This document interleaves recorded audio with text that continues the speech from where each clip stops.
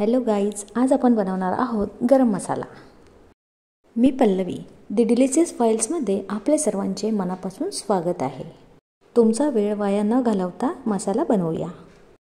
इथे मी विविध प्रकारचे मसाले घेतलेले आहे, जसे की दालचिनी, तेजपत्ता, दगडी फूल, मोठी विलायची, शाही जिरा, काळी मिरी, स्टार फूल, लाल मिरची, मेथी, सौंफ, धने, हिरवी विलायची, हळद, जिरे आणि हिंग हे सर्व आपल्याला इथे घ्यायचे आहे। काहीही विसरायचं नाही।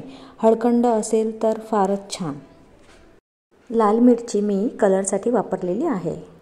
आता हे सर्व मसाले कढईमध्ये मंद आचेवर 7 ते 8 मिनिटे परतवून घेऊ। घातलेले संपूर्ण मसाले परत करत राहायचे, म्हणजे सर्व मसाले चांगले भाजतील।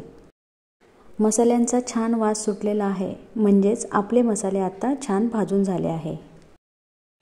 मसाले पूर्ण थंड झाले की मिक्सरला वाटून घ्यायचे। बघा, आपला गरम मसाला बनून तयार आहे।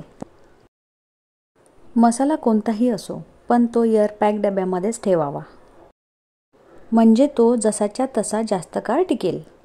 तर ही आहे आपली आजची साधी सोपी रेसिपी।